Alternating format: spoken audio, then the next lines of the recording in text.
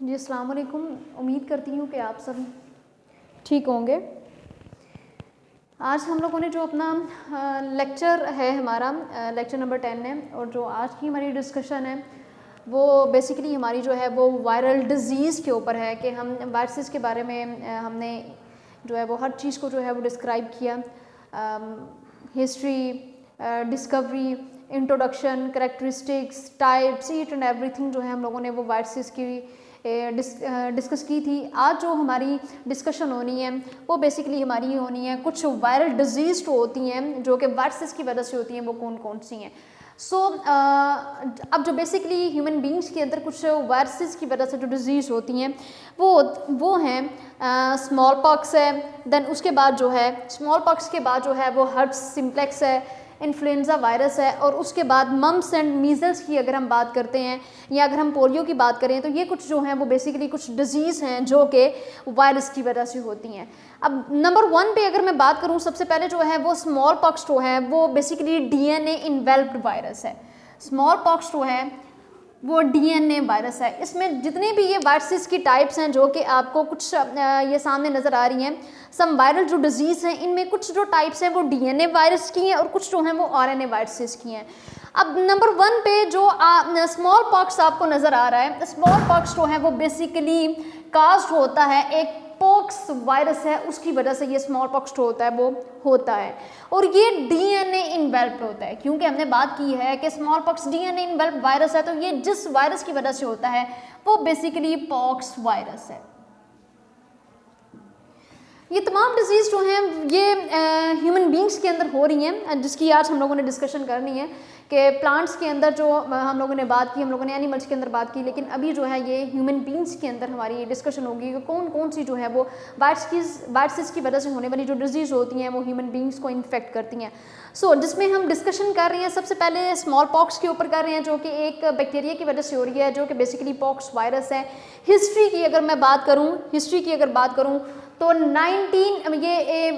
12th century, चले मैं सबसे पहले 12th सेंचुरी की बात कर देती हूँ। 12वीं सदी में जो थी वो चाइना के अंदर ये एक बड़ी एपिडेमिक फॉर्म में जो थी ये नज़र आई थी कि ये एक बहुत वबाई बीमारी थी जो कि स्मॉल पॉक्स की शुरू हो गई थी चाइना के अंदर, और ये एक बहुत एंशियंट डिजीज़ है। इसके लिए मैं बोल सकती हूँ कि it is a very ancient disease.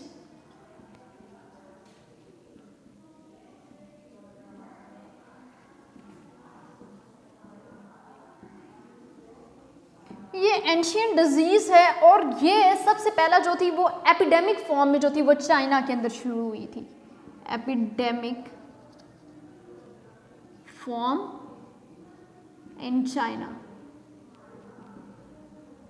Then उसके बाद जो है वो सिम्टम्स की अगर मैं बात करूँ तो ये जो सिम्टम्स थे वो बेसिकली फ्लूइड फिल्ड जो वेजिकल्स थी, पिटेड स्कार्स की अगर मैं बात करूँ, ऐसे दाने जिनके अंदर जो है वो रेशा भरा हुआ होता है, वो रेशों से भरे हुए होते हैं, उनको हम basically raised fluid filled vesicles बोलते हैं। सिम्टम्स में raised fluid filled vesicles.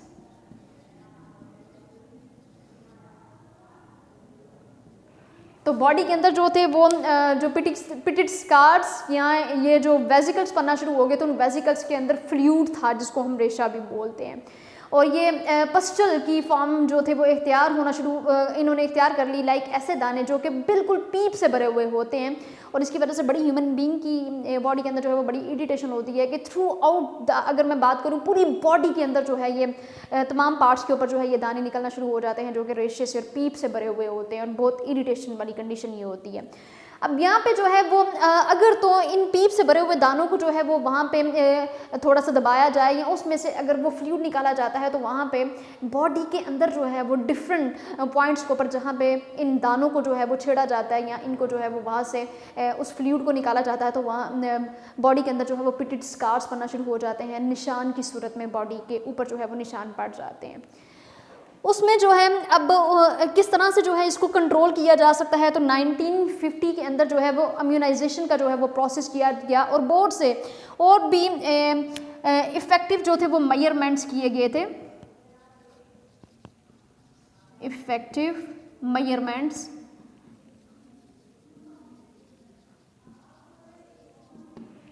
Effective और भी बहुत से मेजरमेंट्स किए गए थे और 1950 में इसकी इम्यूनाइजेशन वाला जो प्रोसेस था वो स्टार्ट, इसकी जो वैक्सीन्स थी वो बना दी गई थी कि चाइना के अंदर ये बहुत ही एपिडेमिक फॉर्म के अंदर जो था वो फैलना शुरू हो गया था, फिर जो है इसकी वैक्सीन के ऊपर काम किया गया था। तो इसने जो है वो काफ़ी लोगों को जो है वो उसको जो है वो इफ़ेक्ट किया और बहुत से जो लोग थे पूरी एक वो चाइना के अंदर जो था वो काफ़ी खदशा और ख़तरा जो था वो लाहक हो गया था कि ये बहुत एपिडेमिक फॉर्म में जो था वो फैलना शुरू हो गया था। और इसने ना सिर्फ चाइना को बल्कि अगर वर्ल्ड की मैं बात करती हूँ तो मिलियन पीपल्स जो हैं, मिलियन पीपल्स जो थे वो इसकी वजह से इफ़ेक्ट हुए थे। Million peoples affected, million peoples in the world के अंदर। इस सिर्फ और सिर्फ स्मॉल पॉक्स की वजह से जो है वो कई लोग जो थे वो इफ़ेक्ट हुए थे, जो कि मिलियन की तादाद में थे। अब हर्प्स सिम्प्लेक्स की बात कर लेती हूँ तो हर्प्स सिम्प्लेक्स भी जो है वो एक बेसिकली जो है वो डीएनए इन्वेल्प्ड वायरस है। डीएनए इन्वेल्प्ड वायरस है ये।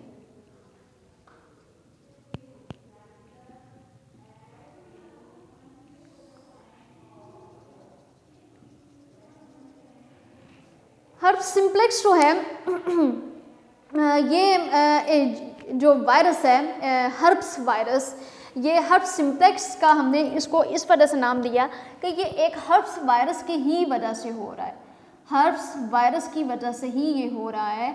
और यही वायरस जो होता है वो डिजीज़ कॉज करने का जो है वो रिस्पॉन्सिबल है ह्यूमन बींग्स के अंदर।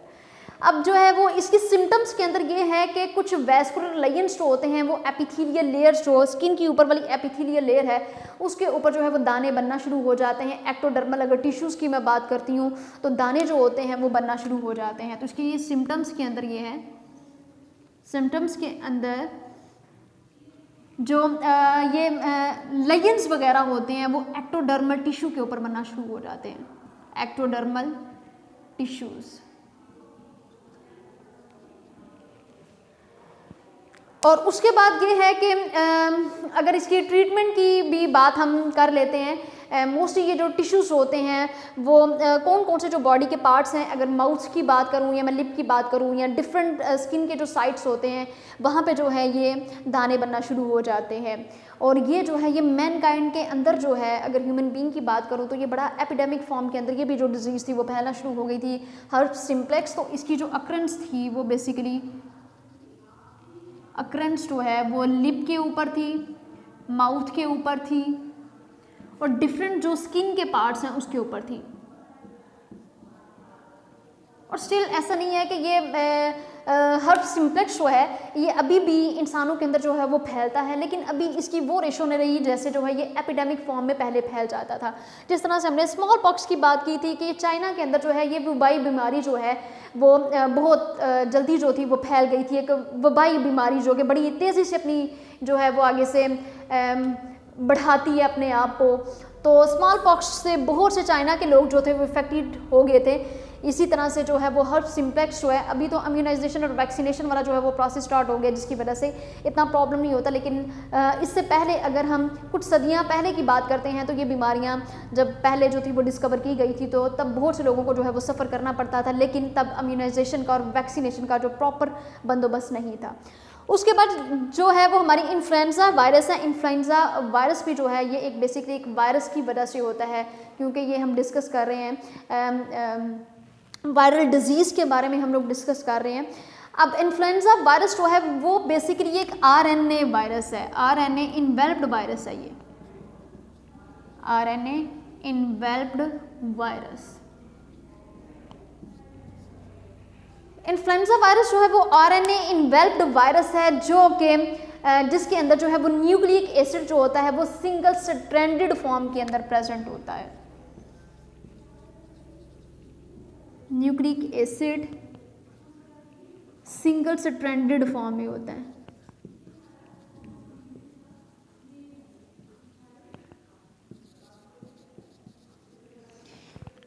अब इन्फ्लुएंजा वायरस जो है, इन्फ्लुएंजा वायरस की अक्रेंस की अगर मैं बात करूं तो ये मैन के अंदर जो है ये डिजीज़ बड़ी स्पीड के साथ जो है ये फैल गई थी और ये एपिडेमिक शक्ल जो थी वो अपनी इख्तियार कर गई थी।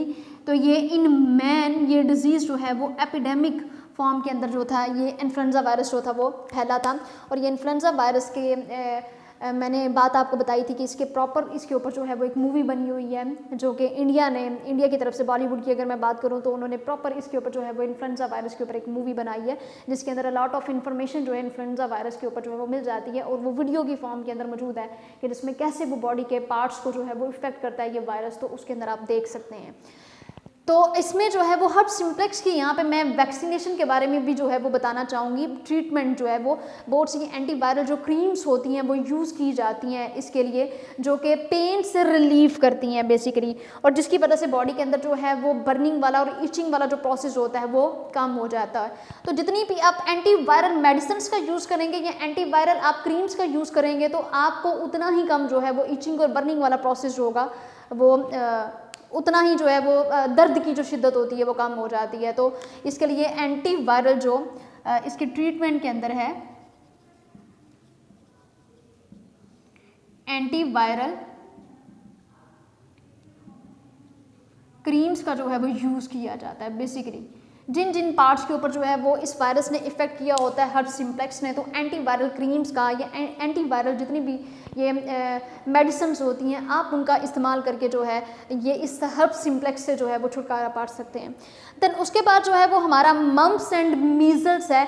बेसिकली मम्प्स और मीजल्स का मतलब ये होता है या तो जो ह्यूमन बींग्स के अंदर जो खसरा वगैरह हो जाता है, या ये जो मम्प्स वाली वो कंडीशन होती है जिसमें ये बॉडी जो होती है वो फूल करके नीचे आ जाती है। ये नेक वाले रीजन होता है, यहाँ पे स्किन जो होती है वो लटक जाती है और वो फूल जाती है। और मीजल्स, ये मम्प्स एंड मीजल्स खसरा और ये जिस तरह से स्किन जो है वो लटक के नीचे आ जाती है। इसमें मम्प्स एंड मीजल में भी अगर बात करूँ तो ये एक ये एक RNA इन्वेल्प्ड वायरस है।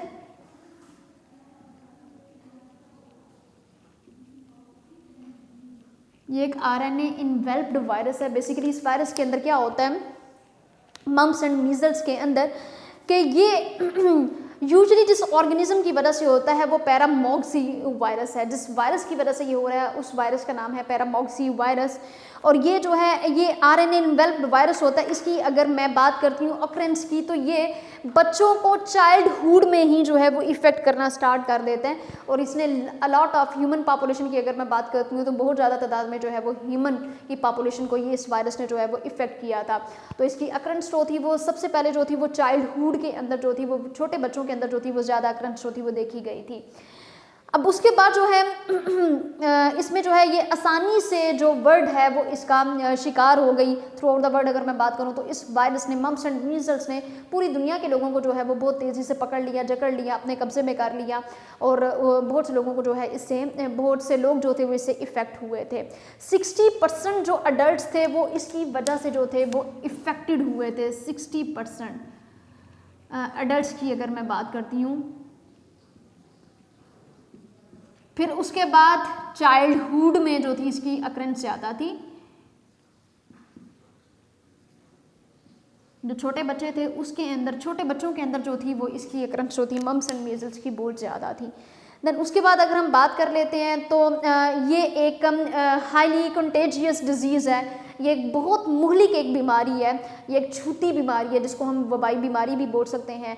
और ये जो है ये सेल्डम फैटल है और ये बहुत ख़तरनाक किस्म की हम इसको बोल सकते हैं, जिसके लिए जो है वो कंटेजियस और एक सेल्डम फैटल का जो है वो लफ्ज़ इस्तेमाल किया गया है। तो ये बहुत बुरी तरह से जो है ये जिस तरह से वबाई बीमारी जो है वो लोगों को इफ़ेक्ट करती है, मम्प्स एंड मीजल्स इस तरह से जो थे वो पूरी दुनिया के अंदर जो थे वो ये वाले जो वायरस था वो फैल गया। तो इसने अपने जो है वो इस वबाई बीमारी ने बहुत से लोगों को जो है वो इफ़ेक्ट किया था। देन लास्ट वन हमारी जो है वो पोलियो है, जो लास्ट वायरल डिजीज़ का लास्ट जो है वो डिजीज़ है हमारी जो कि वायरस की वजह से होती है, वो बेसिकली पोलियो। और ये पोलियो वायरस के बारे में बहुत से बच्चे, बहुत से लोग जो है ये जानते हैं कि ये बच्चों के अंदर ये पोलियो होती है। जब ये प्रॉपर टाइम पे जब बच्चे की बर्थ होती है तो उसको वैक्सीनेशंस नहीं दी जाती, तो उसकी वजह से जो है ये पोलियो हो जाता है। और पोलियो जो है वो जिस वायरस की वजह से होता है बेसिकली वो पोलियो माइलिथिस है ये वायरस जो है। अब ये एक वायरस की वजह से होता है और स्मॉलेस्ट जो ये है नॉन वायरसेस होते हैं पोलियो बेसिकली। और ये RNA स्फेरिकल फॉर्म के अंदर ये प्रेजेंट होता है और ये RNA इन्वेल्प्ड वायरस होता है। पोलियो बेसिकली जो है वो चाइल्डहुड, अगर इसकी मैं अक्रंच की बात करूं तो ये छोटे बच्चों को जो है वो ज़्यादा इफ़ेक्ट करता है। और ऑल ओवर द वर्ल्ड जो है ये पोलियो की जो बीमारी होती है, ना सिर्फ पाकिस्तान के अंदर, बल्कि अगर हम भारत की बात करें या हम डिफरेंट कंट्रीज़, वर्ल्ड की डिफरेंट कंट्रीज़ की बात करते हैं, तो ये पोलियो की जो बीमारी होती है ये बहुत सी कंट्रीज़ के बहुत से बच्चों के अंदर जो है ये होती है। अब तो प्रॉपर जो है वो वैक्सीनेशंस और प्रॉपर जो है वो इम्यूनाइजेशन का प्रोसेस जो है वो मौजूद है, जिसकी वजह से इस पोलियो से जो है वो छुटकारा मिल सकता है। अब इसमें जो है ये है कि बहुत से कुछ सोशल और इकोनॉमिक जो फैक्टर्स थे वो पोलियो की वजह से स्टार्ट हो गए थे। और ये RNA इन्वेल्प्ड एक वायरस है, तो it's all about some viral disease जो कि वायरसेस की वजह से होती हैं, और ये किस तरह से ह्यूमन बींग्स की बॉडी के डिफरेंट पार्ट्स को किस तरह से जो है वो इफ़ेक्ट करती हैं। तो ये सारी की सारी जो हमारी डिस्कशन थी वो बेसिकली जो है वो वायरल डिजीज़ के अबाउट थी कि किस तरह से ये वायरल डिजीज़ जो होती हैं वो ह्यूमन बींग्स को इफ़ेक्ट करती हैं। तो होप्स हो कि आपको तमाम पॉइंट्स जो हैं वो क्लियर हो गए होंगे। बाकी इंशाल्लाह हमारा जो है वो नेक्स्ट टॉपिक के ऊपर डिस्कशन होगी, जो कि बैक्टीरियोफेजिस का हमारा टॉपिक है। उतनी देर के लिए दुआओं में याद रखिएगा। ओके, अल्लाह हाफ़िज़। वीडियो पसंद आई तो लाइक करें, अपनी राय कमेंट करें। ऐसे ही मजीद वीडियोस के लिए हमारा चैनल सब्सक्राइब करें और बेल का आइकन दबाएं ताकि आपको हर वीडियो का नोटिफिकेशन मिलता रहे।